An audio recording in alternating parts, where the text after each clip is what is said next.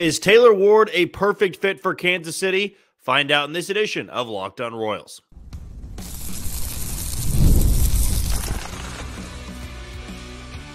You are Locked On Royals, your daily Kansas City Royals podcast. Part of the Locked On Podcast Network, your team every day. You are tuned into another edition of Locked On Royals in the Locked On Podcast Network. As always, I'm your host, Jack Johnson, and you can find me on Twitter or X at JohnnyJ_15. That's at JOHNYJ_15. You also can catch us on wherever you get your podcasts. That can be Spotify, Apple Podcast, Amazon Music, Google Podcast, we're on Odyssey, and YouTube.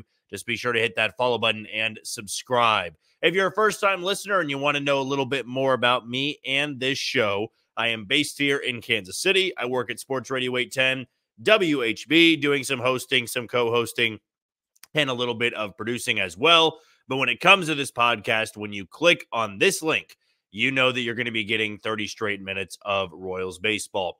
Today's show is brought to you by FanDuel. You can start the season with a big return on FanDuel, as new customers can place a $5 bet, and you'll get started with $150 in bonus bets if you win that first $5 bet. Visit FanDuel.com to get started today.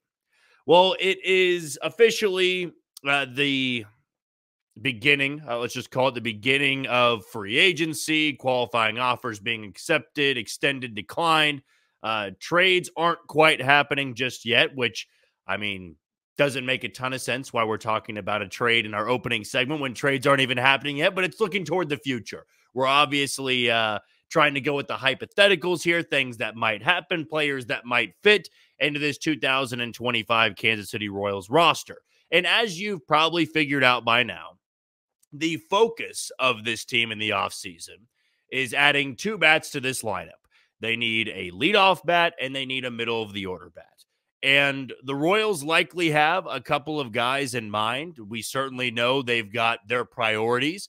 They've got their number one guy for both of those spots, and they've got some of the guys that are fallback options if that player elects to sign elsewhere. We've done episodes on Tyler O'Neill being a Royal. I'm sure we'll have some future episodes on Jurickson Profar or on Anthony Santander or on Michael Conforto, right? But for our segment today, and really the theme of today's episode, is looking at the trade route.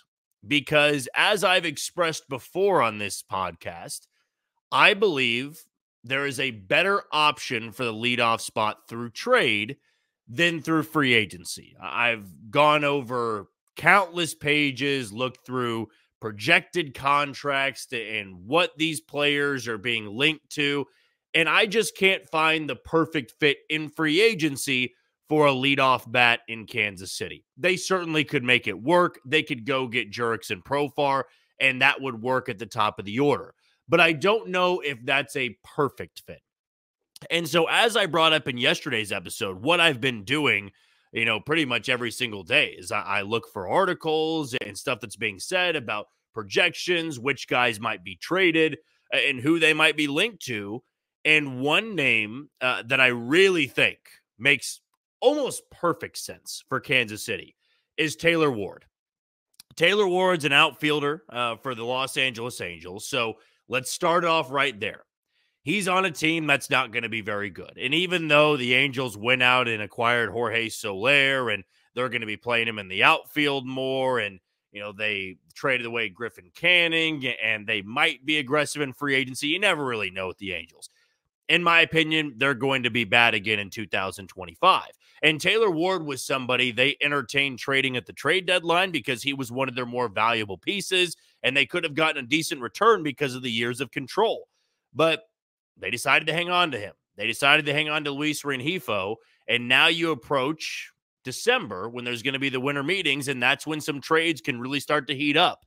And the more I've thought about this, I think Taylor Ward is not a answer for a leadoff spot for the Royals. I think Taylor Ward is the answer for the leadoff spot for Kansas City. And if you don't believe me, just listen to a handful of these numbers. So you go back the last 3 years on what Taylor Ward has been able to do. So part of my reasoning here is I don't want Kansas City to go after somebody who's had one good year in the last 3 or 4, because there's always the risk of that one good year was an outlier. The good thing with Taylor Ward, the last 3 years, he's been pretty damn good. And I would say a huge upgrade for Kansas City at the top of their order. You know, you look right now at some of the numbers that he's been worth just under 8 WAR in the last 3 seasons. So his age 28, 29, and 30 season. In 2 of those years, 2 of the 3, he homered 23 times in 25. So you've seen the power really start to come around. He's not just a singles hitter like Luis Rengifo. You go to OPS plus, of course, the league average is 100. The last 4 seasons, he's been above average at 107, 134, 105, and 111 last year. His slash line this past season, 246, 323 with a 426 slug. Okay, so if you think those numbers might be a little bit underwhelming, and by the way, 25 home runs in 2024, a 2.3 WAR, you would take that in a heartbeat from the leadoff spot. And here's another part to this. You know where Taylor Ward spends the majority of his time? Playing left field, right field, and third base. Those are the 3 positions that the Royals are probably searching to have upgrades at least in one of them, right? You need a corner outfield bat. Taylor Ward can be that.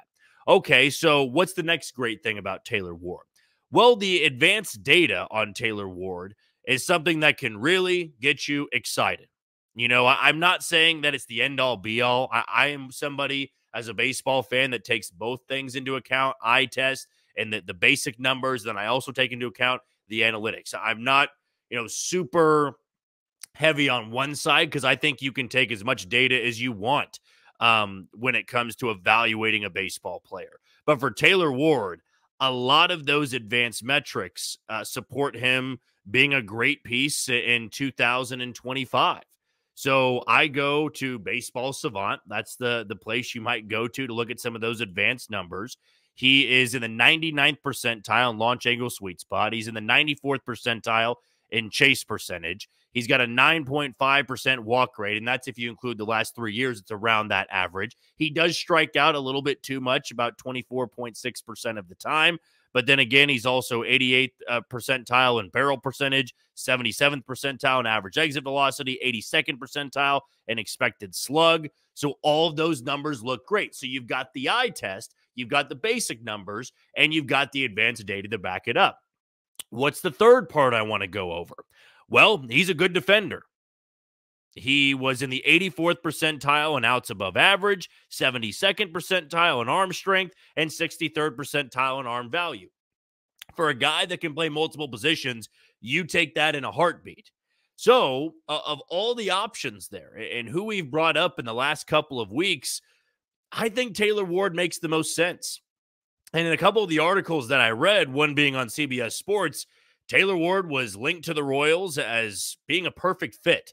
Not saying the Royals were the only fit, but it almost makes too much sense. They need a leadoff hitter.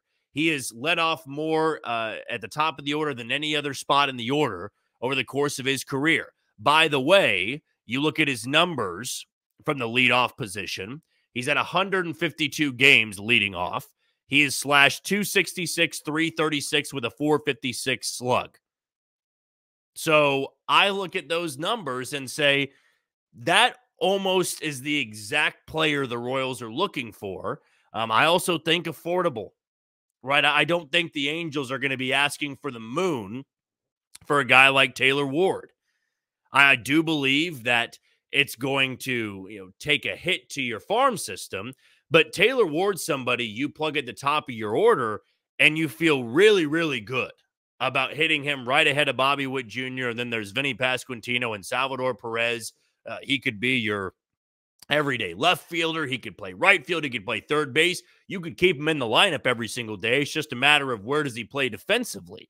And that's what I think the Royals would love to see. We know Matt Quatrero likes to mix and match his orders, and he likes to mix and match the lineup. You want a guy who's flexible and can play multiple positions, but also play them well. The Royals value that. I almost think that it is the perfect fit. Truly. And I'm not saying he's the sexiest move. I'm not saying that he transforms this lineup. But for the Royals looking for a guy that can be an upgrade at the leadoff position, I think Taylor Ward is that answer. And I think the Royals have what it takes to go out there and acquire Taylor Ward. I mean, of those 3 or 4 things I brought up, it all matches up well. He's on a team that's not good, that's not going to be competing. He was already entertained at the trade deadline, so we know that the Angels are willing to trade him. Number 2, he's a leadoff hitter. Number 3, he plays the 3 positions the Royals really need to upgrade: left field, right field, and third base. All right. He's got a great eye test. He's got a great advanced player profile. You know, the analytics, the eye test, I think they both match up pretty well. And he's got, I think, a few years of control, if I'm not mistaken, as well. He's going to be 31, I believe, right before opening day. So you have a guy that's, you know, probably in the wheelhouse of being traded, you know, kind of at that age where it makes sense to move on from a guy, even if they do have years of control. If Taylor Ward was 25 or 26 with this profile, I don't think you would have what it takes to go out there and get him. But I think everything matches up pretty well. Taylor Ward really screams Royal to me, and I mean that in a good way. I mean, if you need a good leadoff bat, and by the way, a leadoff bat that can run into 25 home runs, I think it makes a ton of sense. And you factor in this. He's going to be hitting ahead of, or I'm getting ahead of myself, he would be hitting ahead of Bobby Witt Jr. So more pitches to see. And he's not just a swing first guy. His walk rate is near 10%. It's decent. I'll take that from the leadoff position. I think Taylor Ward's a perfect fit, and it's not going to surprise me at all if the Royals have him somewhere at the top of their list and looking for a leadoff hitter. All right, we're going to take our first break of the show. When we come back, J.J. Picollo did not win Exec of the Year. What do we think about it? We'll tell you next on Locked On Royals.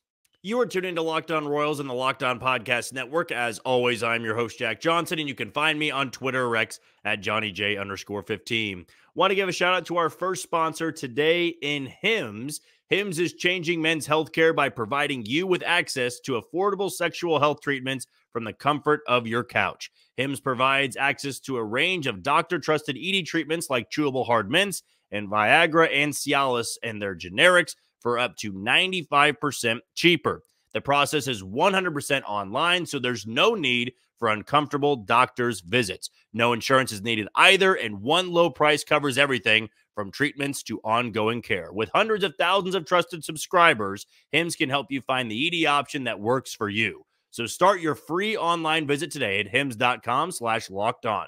That's HIMS.com/lockedon for your personalized ED treatment options. That's hims.com/lockedon. The products mentioned are chewable compound products which are not approved or verified for safety or effectiveness by the FDA. Prescriptions require an online consultation with a healthcare provider who will determine if appropriate. Restrictions apply. See website for details and important safety information. Subscription required. Price varies based on product for the subscription plan. One of the more surprising things of this award territory of the offseason certainly came yesterday in J.J. Picollo not winning Executive of the Year. Now, I do need to discuss all the details in this before maybe you jump the gun on responding below on our YouTube page or you respond on Twitter. So the way this voting goes down, and this is per Annie Rogers of MLB.com, covers the Royals, does a great job. So J.J. Picollo finished second in the MLB's Executive of the Year voting, which is voted on by team officials prior to the start of the postseason. So the winner of the Executive of the Year award was none other than Matt Arnold of the Milwaukee Brewers, and that sort of spurred some outrage among Royals fans, certainly last night on social media, because I, for one, did think that it was going to be a no-brainer that J.J. Picollo were to win this award, mainly because he took a 106-loss team and improved them by 30 games, and a lot of it came down to the moves that he made, bringing in Seth Lugo, who turned out to be an all-star, bringing in Micah Wacha, who now just inked a 3-year deal. Maybe it was because the bullpen didn't really come to shape. Maybe it was because some of the bats they brought in really didn't come into form. But overall, I mean, J.J. Picollo was one of, if not the main reason that team was assembled. And I know John Sherman absolutely deserves the credit of giving J.J. Picollo that money. And maybe it comes down to that if you have an owner that can give you the resources, it makes your job a lot easier. And in Milwaukee, they simply are just a team that never really spends a ton of money. They did a few years back, right, when they got Lorenzo Cain in free agency. They gave him a lot of money. They've certainly been aggressive with trades before, and I think that's why Matt Arnold was able to win this award, because Milwaukee, being a smaller market team, I mean, they've always had some fantastic teams. And I think part of why it's important mentioning this is voted on prior to the postseason, because what happened? Milwaukee choked away their postseason opportunity, and the Royals found a way to move on and take the Yankees to 4 games, who eventually went on to win the American League. And so Milwaukee's season ended in more of a disappointment than the Royals did. Still, I look at it and I just don't know how J.J. Picollo doesn't win this award. I know in this article done by Mark Feinstein, who does a great job again covering Major League Baseball, he highlights a couple of the key moves that Matt Arnold had, signing Jackson Chourio to an 8-year, $82 million contract, their young superstar, a 20-year-old that has such a bright future. He highlights Rhys Hoskins and then bringing in Joey Ortiz and that Corbin-Burnes trade. So they trade away an ace. You might think, hey, they're selling. They're not going to be as good. But Milwaukee was fantastic, and Milwaukee was a division winner in the National League Central. Still, I look at where Milwaukee was a year ago and what Milwaukee had to do this year. I didn't think that it was a significantly improved bunch. I think they were good. I think they were better, obviously. But the Royals went from one of the most unwatchable products in baseball to getting to the ALDS. And that just doesn't happen very often. I mean, late in August, the Royals were tied for first place with the Cleveland Guardians. Nobody really gave them a chance, in my opinion, to compete at the top half of the division. There were the hopeful people out there, certainly, that wanted to have their hot take of, hey, the Royals are going to win this division because the Central's so bad. But think about how much this team had to endure throughout the season. I mean, the American League Central sent 3 teams to the postseason, and Cleveland, Detroit, and Kansas City. Minnesota was not far from a playoff spot. Yes, they also had the benefit of having the Chicago White Sox in their own division. But I believe J.J. Picollo deserved this award. And the frustrating part about it is now I'm starting to lose hope that Matt Quatraro is going to win Manager of the Year, because he has to battle it out with Stephen Vogt. He has to battle it out now with A.J. Hinch, who wasn't even really in the running for Manager of the Year on the American League side. But they had an incredible turnaround. They won a playoff series and took Cleveland to 5 games in the ALDS, which was further than what the Royals were able to do. So that's the frustrating part about this, is I thought J.J. Picollo was going to be more of a shoo-in to win Exec of the Year. I thought that the Brewers had a great season, and Matt Arnold is a great front office member for Milwaukee. It's always impressive when you have a smaller market team and they're not just top 5 in payroll and winning 90, 95 games. Milwaukee wins 90-plus games without spending a lot of money. And oftentimes they subtract, they subtract key guys, and they get value in return. So maybe that's the end-all be-all here. And again, it's voted on by the peers. So you have people that are very highly respected, and they look at what certain situations are like among organizations. If the Oakland Athletics win 85 games next year, you would have to think that their GM would win Exec of the Year, because that ownership is not going to give them a lot of money to spend. And maybe that's what it came down to with the Royals, is John Sherman was willing to give J.J. Picollo the money, and they were able to go out there and get those players. But I still think a lot of credit goes to J.J. Picollo for being able to assemble that roster, to go out there and make moves at the deadline, to make moves after the deadline. And even though this was voted on prior to the postseason, I think all the heavy lifting was done in the regular season. And prior to the season, J.J. Picollo deserved his honor. So J.J. Picollo finished second in the vote, while Guardians President of Baseball Operations, Chris Antonetti, was the 2022 winner. He placed third in this. So, again, Matt Arnold wins the exec of the year of the Milwaukee Brewers. J.J. Picollo finishes second. A lot of Royals fans are going to be upset with that. I already got a lot of responses last night when that news broke. And now you have fingers crossed that maybe Matt Quatrero can bring home American League Manager of the Year. But I really did think J.J. Picollo was going to be a shoo-in to win this award. But nonetheless, he's put Kansas City in a much better spot than they were 365 days ago.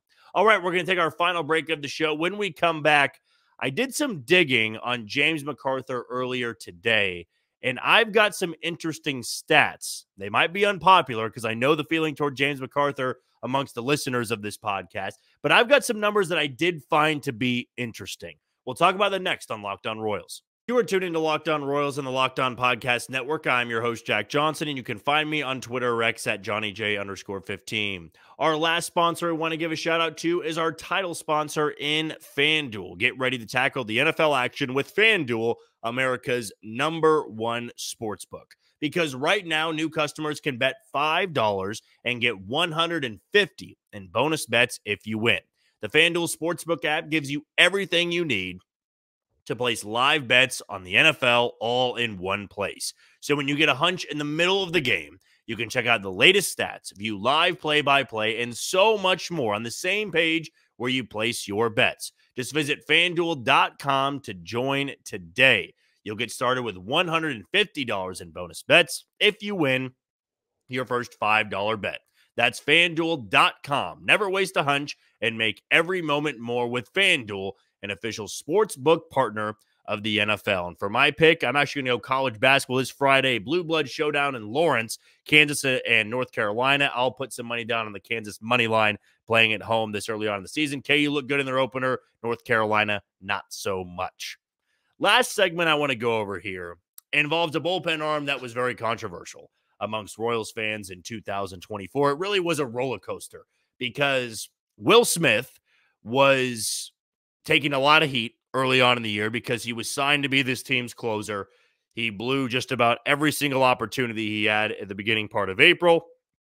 And in the second week of the season, Matt Quatrero goes to James McArthur because Will Smith said, hey, if you want to make that move, I'll pitch wherever you need me to. That was a great veteran move. It's why Will Smith was so respected amongst the team. And James McArthur took that role. And for the first little bit, looked like September James McArthur of 2023. Had some really good put-away pitches.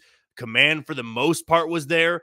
And then everything went sideways. And James McArthur couldn't really recapture a lot of the success that he had. He had a great stretch in the second half once he had been taken away from the closer's role. That was, after they acquired Lucas Erceg, and he was able to settle into a different role. But then things sort of spiraled again toward the end of the year, and he ended the season on the injured list, kind of wrapping up, and I don't even want to say put a bow on it because it wasn't a great season for him, but just bringing a sour end to a 2024. So I thought today, in digging through some of the pitch data for a lot of the guys on the team, one thing that did stand out to me is the best pitch with a minimum of 50 innings thrown for the Royals in 2024. The best pitch stuff-wise was James McArthur's curveball.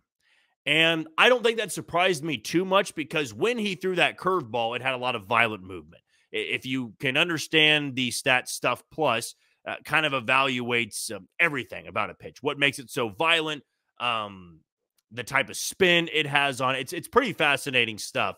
And it doesn't always mean that you have great numbers or you are a great pitcher. I mean, Chris Stratton had a really good curveball as well, and Chris Stratton wasn't a very good pitcher. But anyways, I sort of took those numbers and ran with it a little bit. I wanted to see, why a pitch that good wasn't resulting in a lot of success for James McArthur. And I did find some interesting info when going back and comparing 2023 and 2024. So when you looked at 2023, it was an interesting year for James McArthur. He goes from AAA in Lehigh Valley in Philadelphia's organization to Kansas City at the big league level. He has a nightmarish major league debut, gives up 7 runs to Cleveland in 1 inning. He's an opener at one point, then he's a reliever, but he finally starts to figure it out late in the season. And he started to look like one of those moves where you're impressed by the Royals scouting department, finding a failed guy in AAA, an age prospect that was really starting to figure it out at the big league level out of the bullpen. And by September, he's closing out games for I'm not going to say subpar, a bad Royals team in 2023. But here's the info that I found out in comparing both these years. In 2023, James McArthur threw his curveball more than any other pitch. Okay, so that's his best pitch. That's one of the best overall pitches in the Royals bullpen on the Royals team, in my opinion. I don't think it was the most successful. So that's the part we're talking about here. Stuff-wise, it was the best pitch. Numbers-wise, it was not the best pitch. I'd imagine that Lucas Erceg might have won that award, or maybe it was Michael Wacha or Cole Reagans' changeup that won that award. But with the best numbers, probably came from a guy to the bullpen. I didn't have the time to look up those numbers. But in 2023, James McArthur threw that curveball 38.7% of the time. And the slash line for hitters facing that curveball was 194.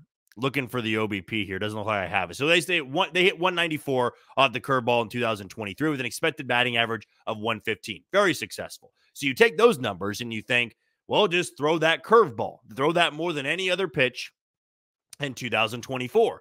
Only that's not what happened. In 2024, James McArthur threw his sinker more than any other pitch. Now, he threw that sinker 34.9% of the time in 2023, so still used it quite a bit, just slightly under how much he used the curveball. But he threw the sinker 35.8% of the time in 2024, and he threw that curveball 33.7% of the time. So about a 5% dip comparing these 2 years. And also the numbers on the curveball wasn't that good. Hitters hit 268 off his curveball in 2024, but they hit 323 off the sinker in 2024. There was some bad luck involved. That sinker that did have some pretty good movement to it. The expected batting average on it was 282, but the real batting average was 323. So I look at these numbers and I say, well, why did James McArthur throw the sinker so much? To me, I think it was maybe to get a little bit more ahead. He trusted it more than he did the curveball. And it's not like you can come in there only throwing curveballs because that curveball is to be the put-away pitch for you, right? That is supposed to be your two-strike pitch. That's to be the wipeout pitch, if you will. And it has tremendous movement. The spin rate on the curveball is ridiculous. It's set at 2,783 for 2024, but that was actually a bump down from 2024 where the spin rate was 2,860. So those numbers might make a little bit of sense that the curveball lost some of its snap, lost some of its luster, if you will, and that's why he trusted the sinker a little bit more. But I also understand that people are just not going to be high on a guy that was given multiple opportunities and the numbers weren't there. So when I opened up this topic, when I opened up this debate, it wasn't to say that James McArthur's got the best pitch and the best put-away pitch. It's not what I'm getting at here. But he's got a pitch that has wipeout potential. That is a very good put-away pitch, and we've seen it before. But for whatever reason, he threw the sinker more than the curveball in 2024, where in 2023, when he had success, it was the curveball with a great spin rate and great overall numbers on it. I think there was some bad luck involved with James McArthur, and I'd be interested to see what he looks like in spring training and maybe in a different role for 2024. But I can tell you this, I don't think the Royals are giving up on James McArthur. So that's why I want to look at some of these numbers and think, well, if they are going to stick with him, what can I find that's positive? What can I find is a reason why they'd keep him in the bullpen? And I think if he's in a sixth inning role, a seventh inning role, you've got somebody that can maybe come in with the command that he's got and maybe be on the right side of that luck or throw that curveball more. Because I think when that thing is on, he's going to get some ugly swings. I even spliced together some videos that maybe I'll post tomorrow about James McArthur's curveball. I mean, it is a nasty pitch. And when he's on, that's his best pitch. And that's one of the best pitches in the Royals bullpen. But simply put, he wasn't good in 2024. The numbers weren't good. And it's about what have you done for me lately? And what he did for the Royals lately wasn't good enough. And he finished the year on the injured list. Now it's a fresh start. It was his second year at the big league level. Call it a sophomore slump, if you will, we'll see what version we get of James McArthur in 2025. But I do hope that curveball will be thrown more than any other pitch that he has in his arsenal. Well, that's going to do it for another edition of Locked On Royals and the Locked On Podcast Network. I've been your host, Jack Johnson.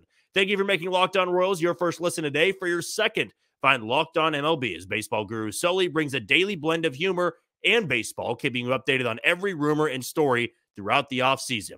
Find Locked On MLB on YouTube or wherever you listen to your podcast. Tomorrow, we're going to take a look at another free agent that might make sense in Kansas City.